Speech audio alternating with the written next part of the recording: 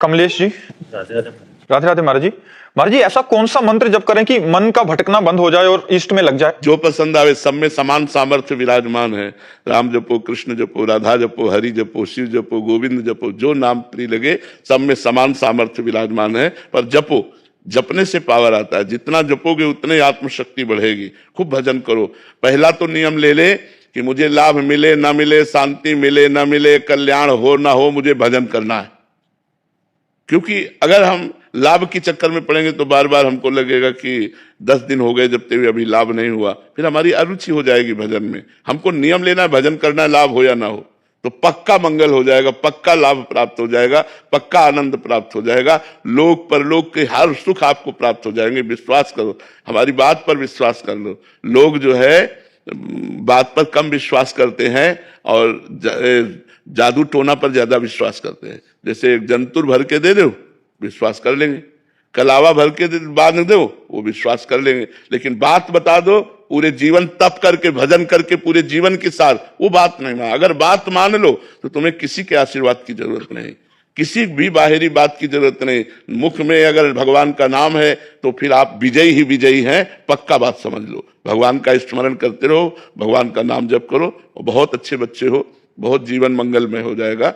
भगवान में बड़ी सामर्थ्य है, बस दृढ़ विश्वास रख के नाम जप करो। जी, वास्तविकता में मान्यता ये हो गई है कि हम खुद कुछ नहीं करना चाहते। यंत्र काम करे, वो पंडित जी हवन कर दें, वो काम करें, हम नहीं कुछ करना, हम तो विषय भोगें, वो अच्छा है, ऐसा मन की स्थिति हो जाती है। नहीं, ऐसा कभी नहीं हो सकता, ऐसा कभी नहीं हो सकता। जब राक्षसों ने बल प्राप्त करने की कोशिश की तो उन्होंने भी वैराग्य धारण किया और उन्होंने भी तपस्या की, और तपस्या के द्वारा उन्होंने शक्ति प्राप्त करके जगत का विनाश कार्य किया। पर उन्होंने तपस्या से किया, तप के द्वारा किया। जैसे हिरण्यकश्यप है, रावण है, कुंभकर्ण है, इन सब ने तप किया, तप करके शक्ति प्राप्त की और जगत को रुलाया, जगत को कष्ट दिया। तो हम जगत का मंगल करने के लिए, अपना मंगल करने के लिए हम स्वयं भजन करें। स्वयं भजन जब तक नहीं होगा तब तक बात नहीं बनेगी। बिल्कुल पक्का समझ लो, ये बाहरी बातों से बात उससे फिर कहते हैं कि हमारे पास तो समय ही नहीं है, समय कैसे दें? तब मृत्यु वाली है ना, तो समय तुम्हारा क्या करेगा? जो बर्बाद कर रहे हो, हर कार्य करते हुए भजन हो सकता है। लोग बेईमानी की बात करते हैं, नहीं तो हम कह रहे हर समय कार्य में मगन नहीं रहते। जिस समय कार्य से हटे, राधा राधा राधा राधा, भगवान नाम लिया, राम राम राम राम राम राम। और जब हम कार्य कर रहे हैं तो पूरा एकाग्रता से कार्य कर रहे हैं। 2 घंटे 3 घंटे में जब बीच में समय मिला, एक बार राधा बोल दिया और फिर वो 4 घंटे 3 घंटे का काम कृष्णार्पणम मस्तु। देखो आपका कितना मंगल होता है। हमारी बात मान लो, आपका मंगल होना प्रारंभ हो जाएगा। भगवान का एक नाम आपको डूबने नहीं देगा, एक नाम डूबने नहीं देगा। फिर आप हजारों नाम जब करते हैं, आपका मंगल कैसे नहीं हो सकता? पक्का मंगल होगा, पर वो भगवान के विधान से मंगल होगा। अपर्णा जी, लखनऊ से। राधे राधे महाराज जी। महाराज जी, सदियों से हमारे महान साधु महात्मा जी और आध्यात्मिक गुरु समाज को भक्ति मार्ग या सदमार्ग पर चलने के लिए प्रेरित करते रहते हैं। तब भी महाराज जी उतनी तादाद में और उतनी तन्मयता से अधिक लोग इस मार्ग पर आगे नहीं बढ़ पाते महाराज जी, कि अपनी जान तक निछावर कर दें। पर महाराज जी कह रहे हैं कि बहुत सारे ऐसे संगठन है जिसपे प्राण निछावर करने तक की, मतलब किसी दूसरे को हानि पहुंचाने के लिए भी लोग तत्पर हो जाते हैं महाराज जी। ऐसे में 3 गुण माया के हैं, एक सतोगुण है, एक रजोगुण, एक तमोगुण। तो जैसे आतंकवाद आदि है, ये तमोगुणी आसुरी प्रवृत्ति है। तो इस प्रवृत्ति, कोई भी प्रवृत्ति हो, उस प्रवृत्ति में सफलता समर्पण से ही प्राप्त होती है। जब तक हम समर्पण उसको नहीं करते तब तक सफलता प्राप्त नहीं होती, चाहे जो प्रवृत्ति हो। तो जब वो विरोधी भाव में आकर के, क्योंकि तमोगुण का कार्य है द्वेष भाव, अज्ञान, आलस्य, प्रमाद, हिंसा, तो जब वो हिंसा प्रवृत्ति में उतरते हैं तो आत्मसमर्पण कर देते हैं हिंसा को, और अपने शरीर को भी नष्ट करके वो हजारों को नष्ट करने की कोशिश करते हैं। ऐसे ही सतोगुण में है, वो सत्य को, सत्स्वरूप परमात्मा को आत्मसमर्पण करके अपने को मिटा के हजारों का कल्याण कर देते हैं। अपने को तपा के, अपने को कष्ट दे के लाखों का कल्याण कर देते हैं। ऐसे रजोगुण में है, रजोगुण में है कि अपनी वासनाओं की पूर्ति के लिए वो दूसरे को मिटा देते हैं। तो रजोगुण काम, तमोगुण हिंसा, सतोगुण सतभाव, भगवत भाव। तो अलग अलग भाव में अलग अलग भाव के हैं, और भगवान का ये बगीचा है, कभी एक भाव नहीं रह सकता, ये ध्यान रखना। कभी एक भाव नहीं रख सकता, क्योंकि रचना है भगवान की। अगर 10 अच्छे आदमी हैं तो 100 बुरे आदमी हैं। बुराई अपना बल अधिक रखती है। बुराई में ज्यादा प्रियता है, अच्छाई की तरफ चलना बहुत कठिन है। सत्य बोलने वाले एक हैं, 1000 असत्य बोलने वाले मिलेंगे। सत्य बोलने वाला एक मिलेगा तो 1000 असत्य बोलने वाले मिलेंगे। परोपकार करने वाले एक होंगे तो दूसरों को छीन झपट करने वाले सैकड़ों मिलेंगे। ये माया का खेल है, ये बराबर चलता रहा। भगवान के अवतार के समय भी चलता रहा, अवतार के बाद भी चलता रहा। तो जब भगवान नहीं पूरी सृष्टि को एक भाव में किए तो हम लोग तो उनके दास हैं। जो भी संत हैं सब उनके चरणों के दास हैं। एक भाव नहीं रह सकता। माया के द्वारा त्रिगुण भाव है तो तीनों में विविध भावों की रचना है। विविध खेल माया के होते रहेंगे। अलग अलग मति है, अलग अलग पसंद है, अलग अलग आत्मसमर्पण है। जो जहां रुचिकर लगा वही आत्मसमर्पण कर दिया। अमिता जी फर्रुखाबाद से। राधे राधे महाराज जी। महाराज जी, भगवान में बहुत बड़ा विश्वास है, पूजा पाठ भी बहुत करती हूँ, परंतु फिर भी जीवन में शांति नहीं मिल रही। महाराज जी, बुरे परंतु शब्द ने बता दिया कि आपका बहुत बड़ा विश्वास नहीं है। आपने केवल वाणी से बोल दिया बहुत बड़ा विश्वास है। अगर विश्वास केवल बहुत बड़ा तो बड़ी बात हो गई। विश्वास केवल है तो शांति ही शांति है, चाहे कुछ भी हो जाए। अशांति नहीं हो सकती, हर कष्ट है, लेकिन शांति भंग थोड़ी हो गई है। मृत्यु नजदीक है, कभी कोई भी डायलिसिस, आखिरी डायलिसिस हो सकता है। सारा खून 74 बार मशीन में जाकर फिल्टर होकर आता है, तब 24 घंटे जीने लायक रहते हैं। तो शांति भंग थोड़ी हो गई। चाहे जितना कष्ट आवे, शांति थोड़ी भंग हो जाएगी। शांति तो बनी ही रहेगी। क्यों? क्योंकि हम भगवान के आश्रित है। हमें भरोसा है उसका हर विधान मंगलमय होता है। हमें भरोसा है शरीर छूटने के बाद भगवत प्राप्ति होगी। हमें भरोसा है कि प्रभु के द्वारा किया हुआ कोई भी कार्य ऐसा नहीं जो अमंगल कर सके। इसलिए हम शांत हैं, हमारा हृदय प्रसन्न है। जो ही प्यारो करे सोई मोहि भावे। वो अच्छा लगता है जो प्यारा करता है। अभी भगवान पर दृढ़ भरोसा, जो आपने कहा बहुत बड़ा भरोसा है, ये बहुत बड़ा शब्द हो गया। देखो प्रहलाद जी क्या अशांत हुए, क्या आग में झोंके गए, जहर पिलाया गया, क्या क्या कष्ट दिया गया, वही प्रसन्न मुद्रा। क्यों? क्योंकि भगवान पर भरोसा है। मेरा हरि है 1000 हाथ वाला, वो रखवाला है। वो जब रक्षा कर रहा है तो मेरा अमंगल कैसे हो सकता है? तो दृढ़ विश्वास है, इसलिए अमंगल नहीं हो पाया। हिरण्यकश्यप को मारा, नरसिंह वपु धारण करके भगवान ने उसके वरदानों को सबको रौंद डाला और फाड़ के फेंक दिया उसको। और प्रहलाद जी के खरोच भी नहीं आई और कितना उपाय कर डाला हिरण्यकश्यप ने। विश्वास बहुत बड़ी चीज है। अभी विश्वास और बढ़ाइए, विश्वास दृढ़ कीजिए। अगर भगवान पर विश्वास है तो इस बात को हम नहीं मान सकते कि आपको अशांति है। भगवान शांताकारम है, वो शांति प्रदान करते हैं। भगवान पर दृढ़ विश्वास हो जाना बहुत बड़ी बात होती है। संजीव कुमार जी हिसार से। राधे राधे महाराज जी। महाराज जी, राधा कृष्ण प्रेम में ममत्व और समर्पण में क्या अंतर है? साधक कैसे दोनों को संतुलित करे? महाराज जी ये कह रहे हैं राधा कृष्ण प्रेम में ममत्व और समर्पण में क्या अंतर है? उनमें अपनापन हो जाना और समर्पण में क्या? कोई अंतर नहीं है। जब हम भगवान की शरण में होते हैं, इसका क्रम है। जब हम भगवान की शरण में होते हैं तो सर्वत्र से ममता हटाकर भगवान के श्री चरणों में रखते हैं। और जब सब जगह से ममता हटकर अर्थात वैराग्यवान होकर प्रभु के चरणों में ममता रखने का तात्पर्य आसक्तिवान।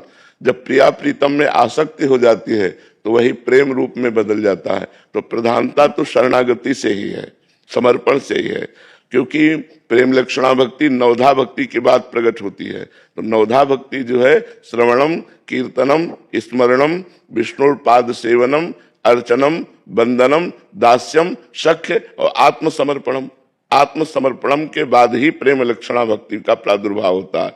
पाई रस भक्ति गूढ़ जुग जुग जग, दुर्लभ भव इंद्रादि विधिम, आगम अरु निगम पुराण अगोचर, सहज माधुरी रूप निधिम, अनभय आनंद कंद निज संपत्ति, गुप्त सुरीति प्रगट करणम, जय जग उद्योत व्यास कुल दीपक, श्री हरिवंश चरण शरण। जब तक नवधा भक्ति नहीं की जाएगी तब तक प्रेम लक्षणा का प्रादुर्भाव नहीं होता।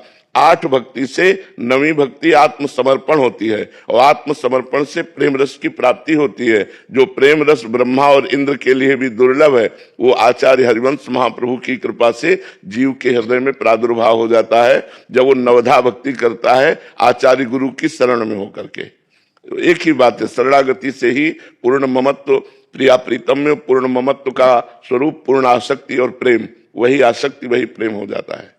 करण जी कोलकाता से। श्री हरिवंश गुरुदेव। श्री हरिवंश महाराज जी। महाराज जी, आपने एक एकांतिक सत्संग में बताया था कि जैसा बनना चाहते हो वैसे सोचो, जैसा सोचोगे वैसा बन जाओगे। महाराज जी कृपया इस पर थोड़ा सा समझाने का। हाँ, जैसे हमें भगवत प्राप्ति करनी है, तब हमको भगवत प्राप्ति के सारे साधन चाहिए, वो साधन हमें करना है। हमारी सोच हुई ना भगवत प्राप्ति, तो वैसे साधन, अब हम वैसे साधन शुरू कर दिए तो हमारी वैसी सोच हो जाएगी।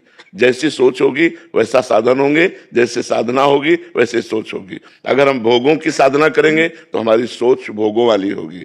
अगर हमारे लक्ष्य भोग है तो हमारी साधना भोगों वाली हो जाएगी। कैसे हमको ये भोग प्राप्त हो, कैसे हमको धन प्राप्त हो, कैसे हमको पद प्रतिष्ठा प्राप्त हो, कैसे सांसारिक उन्नति हो, वही सोच बनी रहेगी। अगर हमें भागवतिक सोच बनानी है तो हमें भागवतिक साधना करनी है। भागवतिक साधना करनी है तो भागवतिक सोच में दृढ़ रहना है कि हमारा लक्ष्य जो है वो भगवत प्राप्ति है, सांसारिक भोग नहीं है। बीच में भोग अगर आकर्षित भी करते हैं तो भक्त उन्हें स्वीकार नहीं करता, क्योंकि उसका लक्ष्य होता है भगवत प्राप्ति। तो हमारी सोच पक्की होनी चाहिए।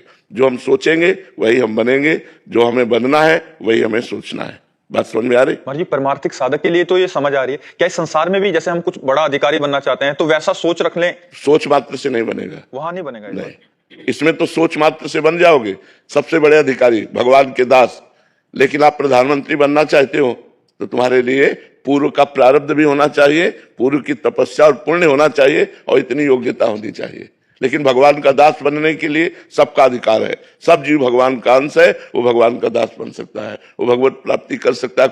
कोई भी स्त्री हो, पुरुष हो, वो कोई किसी भी जाति का हो, किसी भी देश का हो, किसी भी धर्म का हो, यदि वो भगवत प्राप्ति करना चाहता है तो उसका अधिकार है। लेकिन लौकिक, अब आप कलेक्टर बनना चाहो, डीएम बनना चाहो, तो उसके लिए योग्यता चाहिए आपकी, और पूर्व में आपका तप चाहिए। नहीं, योग्यता होने पर भी नहीं मिलेगा। आपका पूर्व का पुण्य होना चाहिए, पूर्व प्रारब्ध होना चाहिए, तब इसके अनुसार होगा। लौकिक उन्नति प्रारब्ध और आपकी सफलता प्रयत्न पर है। जो प्रारब्ध है वही सफलता प्रदान करेगा, वही प्रयत्न करवाएगा। अगर प्रयत्न शिथिल है, प्रारब्ध जोर है तो हो जाएगा। अगर प्रारब्ध कमजोर है, प्रयत्न बहुत जोर का है, तो भी नहीं होगा। उसमें प्रारब्ध प्रधान होता है और इसमें पुरुषार्थ प्रधान होता है। भगवत प्राप्ति में प्रारब्ध काम नहीं करता, इसमें पुरुषार्थ काम करता है। जितने जोर की तपस्या, जितना जोर का भजन, जितनी जोर की व्याकुलता, उतनी जल्दी भगवत प्राप्ति।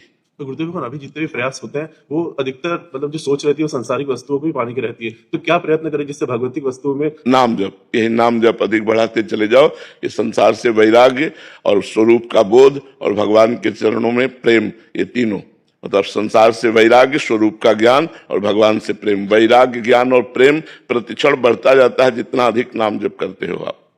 सुशीला देवी जी बिहार से।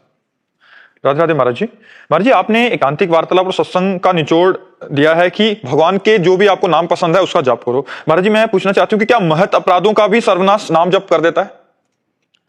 कुछ ऐसे अपराध हैं जिनका प्रायश्चित करना पड़ता है। जैसे किसी संत का आपके द्वारा द्रोह हो गया है तो आपको उसी संत से क्षमा याचना करनी पड़ेगी, नहीं चाहे जितना जप कर लो। एक तो जप होगा ही नहीं क्योंकि अपराध बन चुका है, और चाहे जितना जप कर लो वो क्षमा नहीं होगा जब तक उस संत से आप क्षमा नहीं मांगोगे। ये मतलब पक्की बात समझ लीजिए। जब बड़े बड़े सिद्धों के द्वारा अगर ऐसी त्रुटि हो गई तो उनके भजन में विक्षेप पड़ गया। एक बार हरिराम व्यास जी महाराज सत्संग कर रहे थे तो उसी चर्चा में कहा कि कबीरदास जी तो निर्गुणिया संत हैं, वो वृंदावन के रास विलास नित्य विहार का, ऐसा तो एक अपमान होता है ना संत का। बस उनकी जो अध्यात्म लीला थी वो बंद हो गई, अब वो व्याकुल हो गए। न भजन, न प्रभु का रूप चिंतन, न प्रभु की लीला चिंतन, तो बड़ी व्याकुलता पैदा हुई। तो अपने गुरुदेव हरिवंश महाप्रभु के समीप गए और कहा हमारा भजन रुक गया, हमारा जो लीला चिंतन था वो रुक गया, पता नहीं क्या हो गया, और बहुत रोने लगे। तो उन्होंने कहा किसी महापुरुष का अपराध बन गया। देखो कितना सूक्ष्म होता है अपराध। उन्होंने निंदा नहीं की, बस केवल इतना कहा कि वो तो निर्गुणिया संत है, वो वृंदावन के इस प्रेम रस के रास विलास को, ऐसा महाप्रभु ने कहा किसी महापुरुष का अपराध बन गया। तो उनका ऐसा तो हमने कभी, क्योंकि वो खुद भक्त वैष्णव की चरण वंदना करने वाले भक्त थे, वो कभी ऐसा, तब कहा प्रभु हमने ऐसा कबीरदास जी के प्रति बोला, क्या यह अपराध है? बोले इसी से रुक गया, यही अपराध है।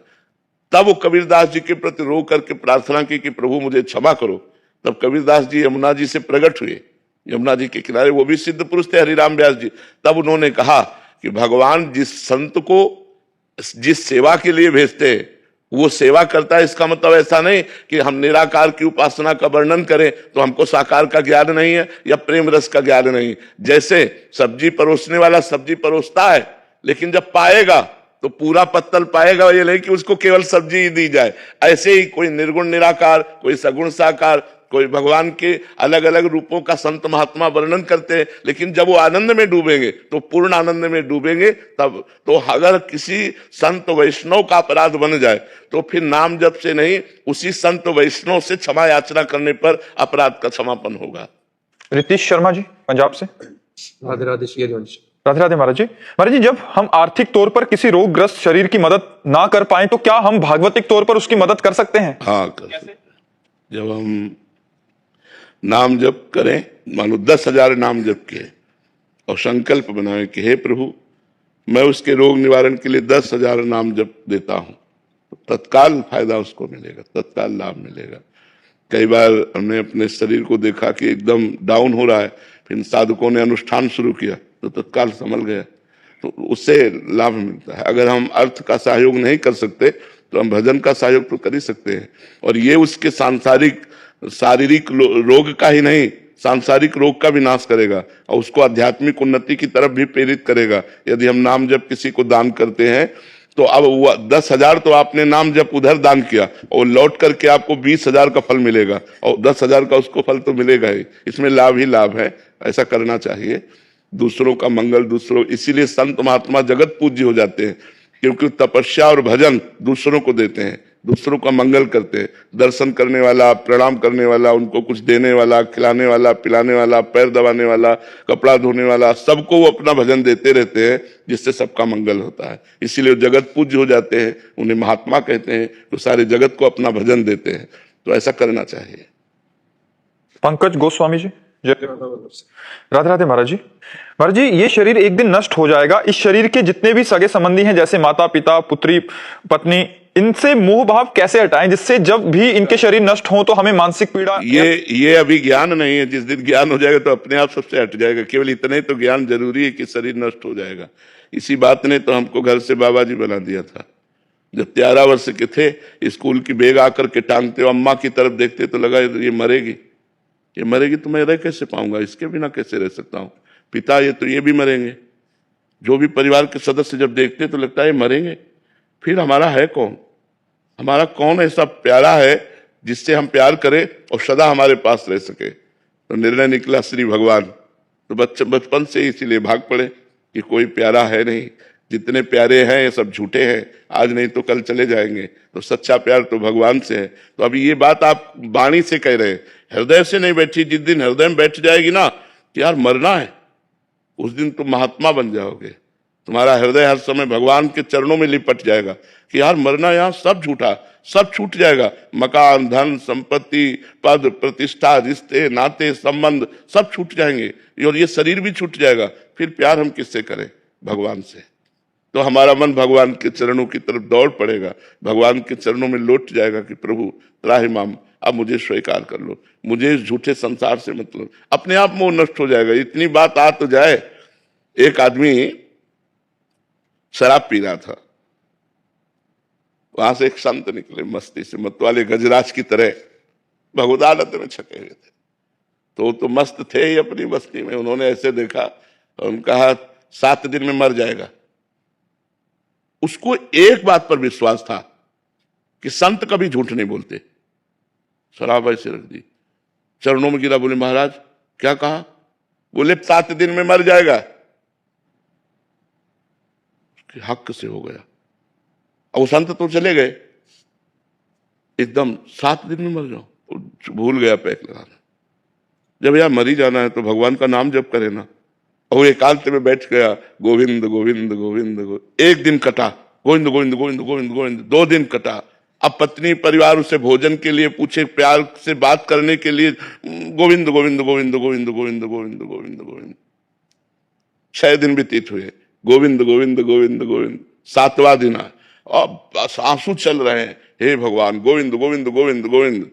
और संत त्रिकालज्ञ थे, ज्ञानी पुरुष थे, वो उसके पास आए, लौट करके आए और ऐसे हाथ फेरा और कहा बेटा, बोले स्वामी जी आप कह रहे थे 7 दिन में मर जाएंगे, तो आज मरना है। बोले अब तो तेरी मृत्यु खत्म, अब तेरी मृत्यु खत्म, अब तू अमरत्व पद को प्राप्त होगा, भगवान को प्राप्त होगा। तो बोले स्वामी जी आप झूठ बोलते हैं, हमने सुना था संत कभी झूठ नहीं बोलते। बोले नहीं बेटा, सोमवार, मंगलवार, बुधवार, गुरुवार, शुक्रवार, शनिवार, रविवार, इन्हीं 7 दिनों में ही मरोगे जब शरीर छूटेगा। शरीर छूटेगा तो इन्हीं 7 दिनों में। लेकिन देख, मृत्यु का भय तुझे भगवान में स्थित कर दिया। तू जो 7 दिन से भजन कर रहा है, अब मृत्यु तेरा कुछ नहीं बिगाड़ सकती। शराब पियोगे अब? बोले कभी नहीं पिएगे। अब तुम निरंतर नाम जप करते हुए रहो, तुम्हारा मंगल हो जाएगा। तो अगर ये बैठ जाए ना कि मैं मर जाऊंगा, तो अभी भगवान से प्यार हो जाए, अभी भजन होने लगे, अभी भोग अच्छे न लगे कि यार मरना ही है तो क्या। तो अभी जो ये ज्ञान है आपको कि सब मरना है, सब छूटना है, ये केवल वाणी से है, हृदय से नहीं। जिस दिन हृदय में उतर जाएगा ये ज्ञान, तो और ज्ञान प्राप्त करने की जरूरत नहीं। इतना ही ज्ञान आपको ज्ञानी बना देगा, इतना ही आपको अमरत्व पद में पहुंचा देगा। प्रीति मल्होत्रा जी मुरादाबाद से। प्रीति जी, महाराज जी, क्या किसी को किसी के नकारात्मक प्रभाव से बचाने के लिए उसके वास्तविक स्वभाव को बता देना भी निंदा के अंतर्गत आता है, या निंदा का वास्तविक अर्थ क्या है? नहीं, ऐसे जैसे हमारे दोस्त हैं, तो हम इनसे कह सकते हैं कि यार तुम हमारे दोस्त हो, तुम्हारे में जो कमी है ये दूर करना चाहिए, बुरा मत मानिए, आपकी ये आदत बिल्कुल ठीक नहीं है। ये तो हुआ हमारा समझाना, लेकिन हम इनसे बताएं इनकी अनुपस्थिति में ऐसा ऐसा कर, वो हो गई निंदा।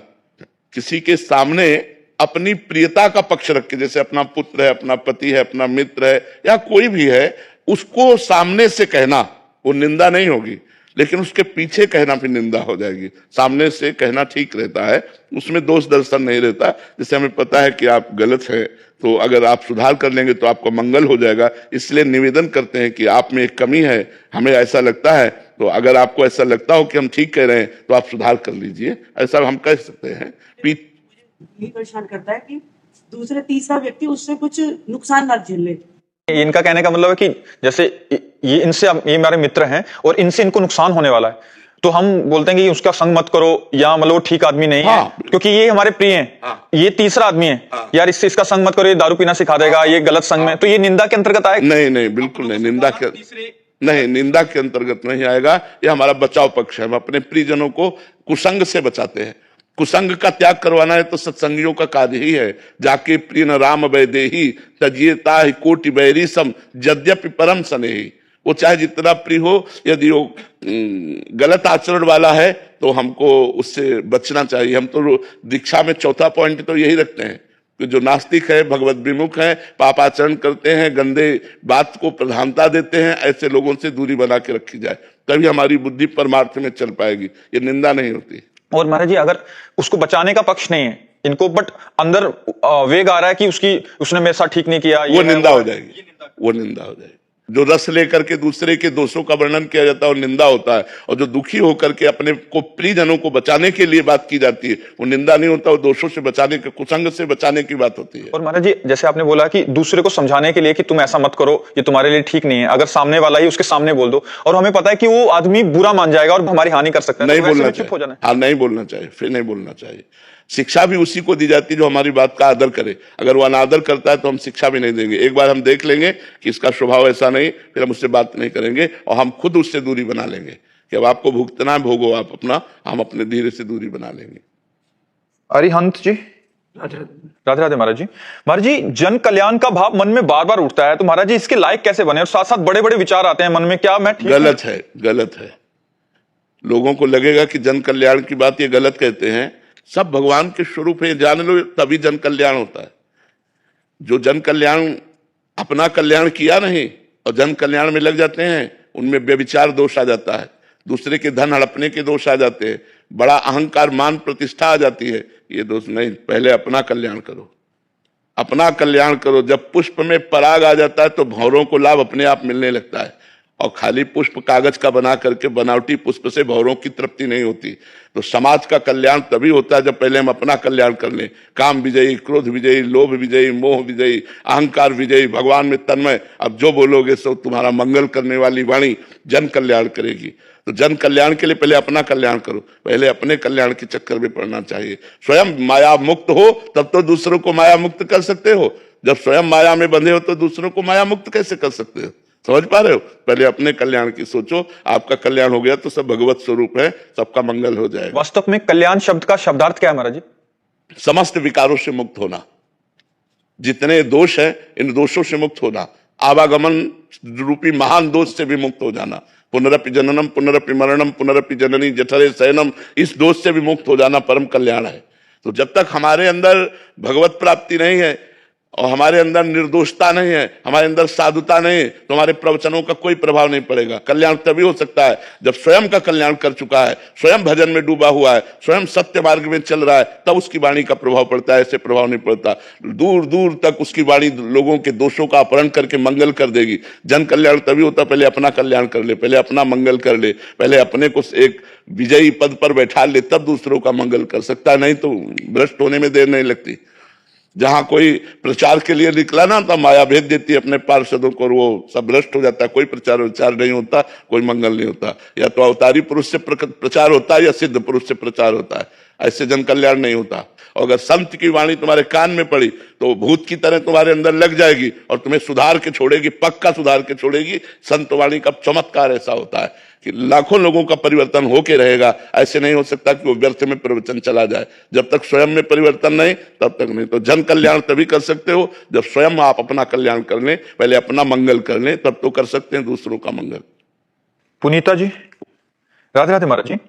गुरुदेव भगवान, मेरे से कोई अपराध बन गया है, पता नहीं क्या हो गया है कि भक्ति बढ़ी नहीं रही आगे। जो पहले रोमांच होता था कथा सुन के, आजकल वो बिल्कुल महाराज जी अपराध क्षमा कैसे हो महाराज जी? यदि जानकारी में अपराध है तो आप प्रार्थना कीजिए जिस संत से, जिस वैष्णव से जहां अपराध बना हो। यदि जानकारी में नहीं है तो भगवान से प्रार्थना कीजिए। और दूसरी बात एक आपको बता दें, प्रारंभिक भक्ति में भगवान की कृपा से आनंद आता है, और जब हम आगे भक्ति में चलते हैं तो हमको अधिक भजन करना पड़ेगा, तब आनंद की अनुभूति होगी। जैसे इत्र की दुकान में आप सीधे जाइए तो आपको खुशबू लगेगी, लेकिन वहीं बैठ जाइए 4 घंटा, 4 घंटे में आपकी नासिका और वहां के जितने इत्र हैं वो सम अवस्था को आ जाएंगे और आपको खुशबू लगना बंद हो जाएगी। जब कोई हाई क्वालिटी की खुशबू खुलेगी तब आपको लगेगी, नहीं तो नहीं लगेगी। ऐसे ही प्रारंभिक भजन में आनंद का अनुभव होता है। अब आपका उससे बढ़कर के लेवल भजन का होना चाहिए, तब जाके आनंद का अनुभव होगा, नहीं तो उतने के लिए मन राजी हो गया। हाई डोज में ही वो पुलकायमान और रोमांच और अश्व छोटी मोटी उसमें नहीं होगा। तो उस ये भी देखना है कि एक तो बात देखनी कि अपराध के कारण कहीं ऐसा तो नहीं, और दूसरी बात ये देख रही है कि कहीं हमारी डोज अधिक की मांग तो नहीं हो गई है। अगर अपराध नहीं है तो हमें और भजन बढ़ाना चाहिए। ये दोनों बातों को आप देख लीजिए। देखो, भक्ति का जो मार्ग है वो अहंकार रहित मार्ग है, इसलिए हम इतनी ऊंचाई पर चढ़ गए ऐसा कभी अनुभव नहीं होता। इतनी हमारी लेवल ऊंची हो गई ऐसा कभी अनुभव नहीं होता।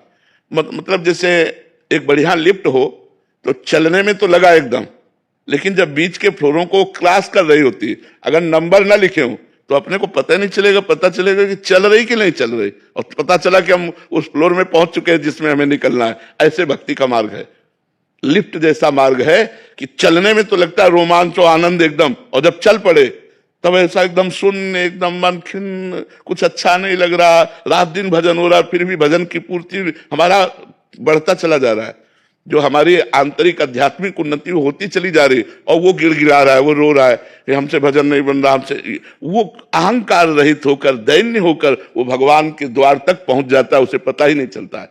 तो ये भी बात समझ लो, जरूरी नहीं कि रोमांच होना, आंसू आना ही भक्ति का लक्षण है। नहीं, भक्ति का एक और विशेष लक्षण है, जैसे कोई दिल को मसला करे, ऐसी एक मीठी मीठी पीड़ा और भगवान का स्मरण, बार बार भगवान की स्मृति में डूब रहा है।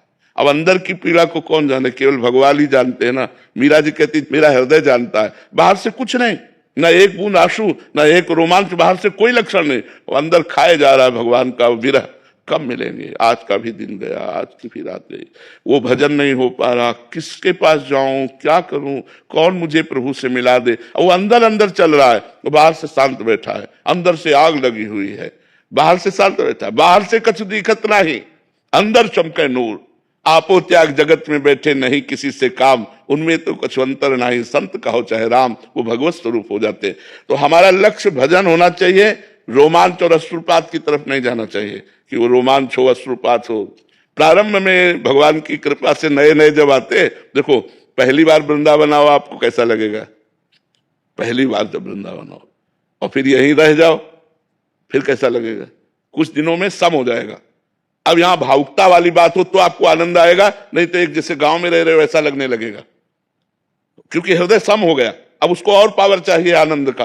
तो ऐसे ही बढ़ता बढ़ता आनंद का स्वरूप वो भगवान को समा लेता है, वो आनंद समुद्र भगवान का अवगाहन कर लेता है, ये क्षमता बढ़ जाती है। इसलिए नाम जप करो, अगर हाँ कोई अपराध बन गया तो क्षमा याचना करो, नहीं तो भजन में अगर रति है तो कोई अपराध नहीं बना, अगर भजन में विघ्न है तब तो अपराध बन गया, फिर देख लीजिए।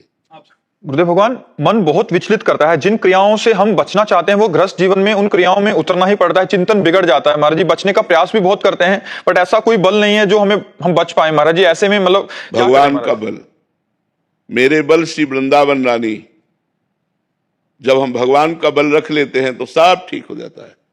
आप अंदर से हार जाइए, सुनेरी मैंने निर्बल के बल राम, निर्बल का बल कौन, भगवान। अभी कोई अहंकार है, अभी कोई बल है, इसलिए काम क्रोध आदि परास्त करते हैं। जब आप निर्बल हो जाओगे और भगवान को पुकारोगे उसी समय आप वास्तविक बलवान हो जाओगे, आपको कोई परास्त नहीं कर सकता। जिसका भगवान सहायक होता है उसका कोई बाल बांका भी नहीं कर सकता, चाहे काम हो, चाहे क्रोध हो, चाहे लोभ हो, चाहे अहंकार हो, चाहे कोई भी हो। जब तक हम में कुछ है तब तक बात है, और जब कुछ नहीं और हार कर भगवान को पुकारेंगे तो उसी समय हमें भगवान का बल मिलेगा और हमारा जीवन उन्नतिशील हो जाएगा। तो जब हम देख पा रहे हैं अपने को कि हम नहीं जीत पा रहे, माया पर विजय प्राप्त नहीं कर पा रहे, तो हमें ईमानदारी से भगवान की शरण में चले जाना चाहिए हृदय से कि भगवान अब ये दोष हमसे छूटने वाले नहीं, अब आप ही छुटा दीजिए, और हृदय से बार बार प्रार्थना कीजिए। फिर आप देखेंगे भगवान का चमत्कार कैसे आपको सुधार देता है, कैसे बना देता है। भगवान का कृपा प्रसाद आपको निर्विकार, गृहस्थी में रहते हुए भी निर्विकार मन ही नहीं चलेगा, इच्छा ही नहीं होगी किसी भोगों की। भगवान की कृपा में बहुत बड़ी ताकत है। भगवान से प्रार्थना कीजिए और नाम जप कीजिए, दोनों साथ। नाम जप माने पुकारना होता है, राधा राधा राधा, मानो हम राधा रानी को पुकार रहे हैं, प्यारी जी को पुकार रहे हैं, प्रिया जी को पुकार रहे हैं। तो जिसका नाम पुकारा जाता है वो जरूर हमारी तरफ देखता है, और जिस दिन वो हमारी तरफ देख ले हम निहाल हो जाएंगे। इसलिए हमें नाम जप करना चाहिए और प्रार्थना करनी चाहिए। श्री हरिवंश महाराज जी, महाराज जी श्री जी कृपा से हम दोनों पति पत्नी भगवत मार्ग के पथिक हैं, फिर भी महाराज जी मन बार बार संसार के मुंह में भागता है। हम एक और उनकी ओर जुड़ना चाहते हैं और दूसरी ओर संसार छूटता नहीं है। महाराज जी ऐसे में कैसे दोनों का समावेश? एक बार भगवत ऋषिक जी महाराज बड़े सिद्ध संत हुए, अपने गुरुदेव से जाके कहा कि प्रभु ये काम सताता है, ये कब नष्ट होगा? और ये बहुत ऊंचे तक रहता है काम, काम ही बंधन है। काम का मतलब केवल एक इंद्रिय विलासिता नहीं है, हर कामना का नाम काम है। कोई भी कामना तो कामना का नाम ही काम है। तो उन्होंने कहा करवा ले आओ, वो रखा है तो करवा ले आए। बोले देखो इसमें कहीं तेल तो नहीं दिखाई देता? बोले नहीं। बोले इसमें कुछ समय पहले तेल भरा गया था और हमने बहुत बार इसको धोया है, देखो कहीं तेल नहीं दिखाई देता। और जहां पानी भरा तो उसमें दिखाई देने लगा। फिर उस करवा को उठाया और रोटी जहां बनी थी उस आग में रख दिया, और थोड़ी देर के बाद निकाला, फिर पानी भरा, फिर तेल नहीं आया।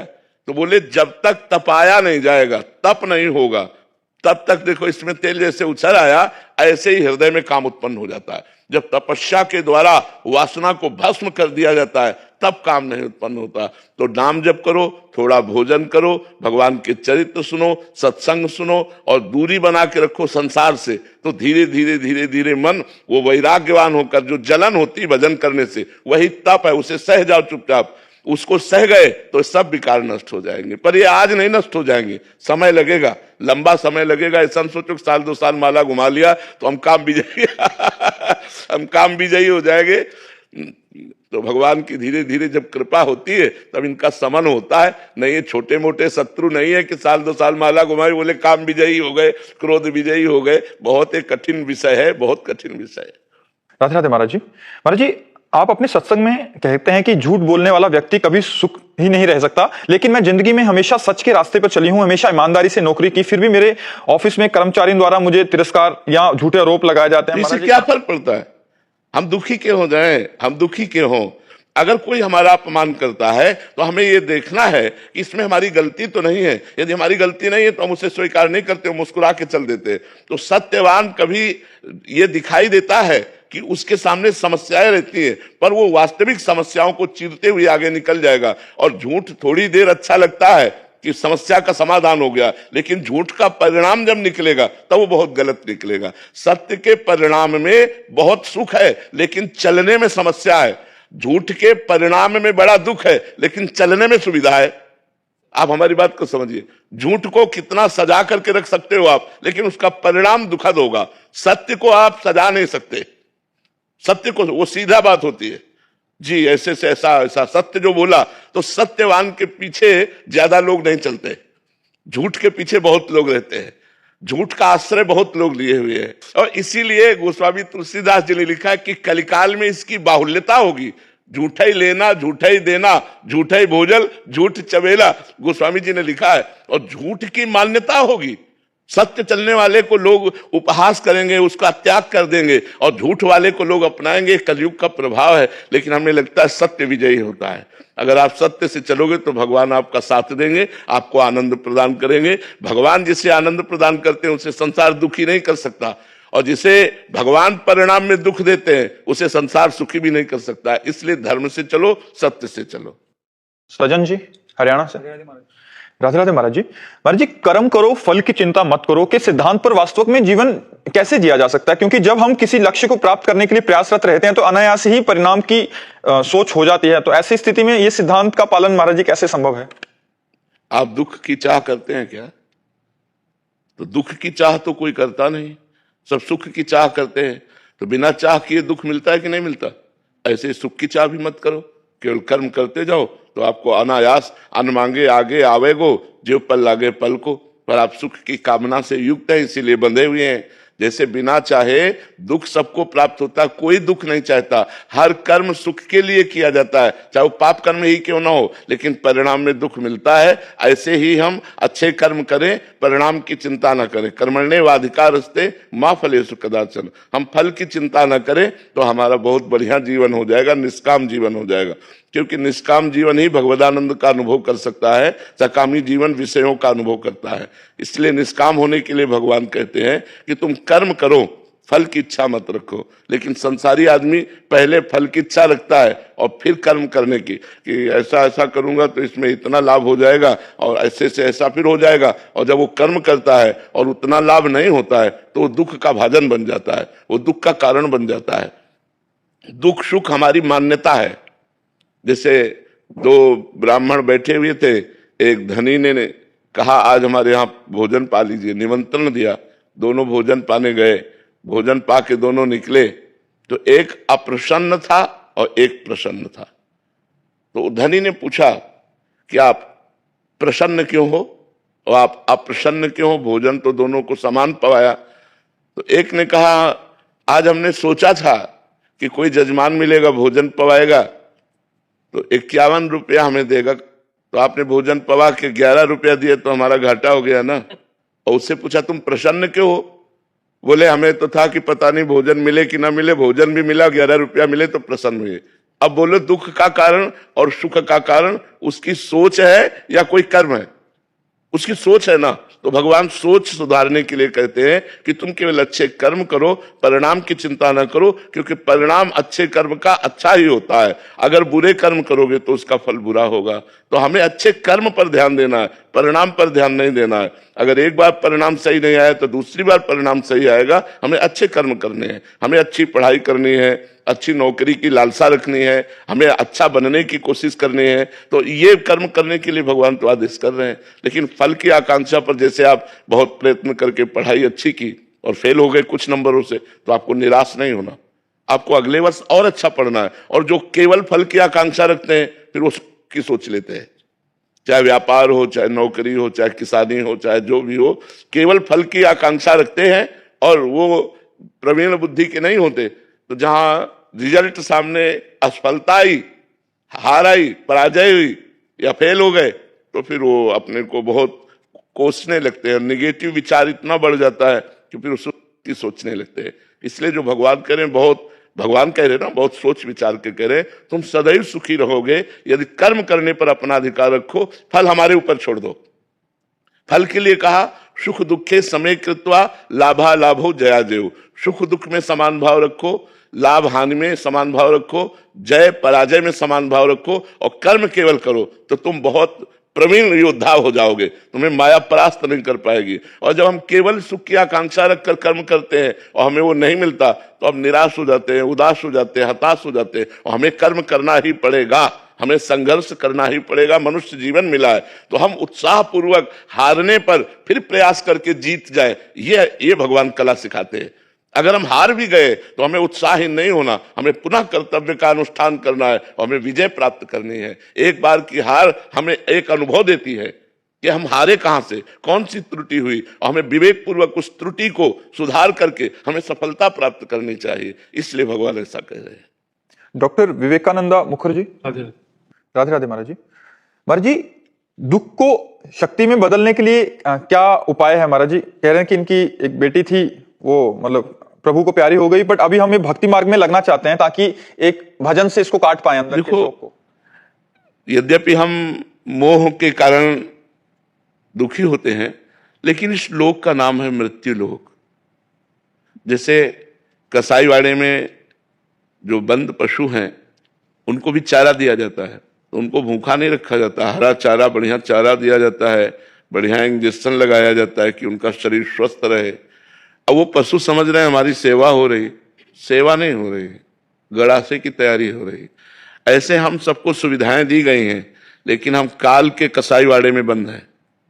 कभी भी मार देगा, किसी को भी मार देगा, और वो बड़ा निर्दयी है, उसको कभी किसी पर दया नहीं आती कि इसके मरने के बाद इसका क्या होगा, कोई दया नहीं।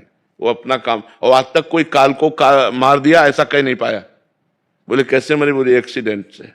कैसे मरे? बोले हार्ट फेल हो गया। कैसे मरे? बोले अमुक ने ऐसा ऐसा। कभी कोई ये नहीं कह सकता कि काल ने मार दिया।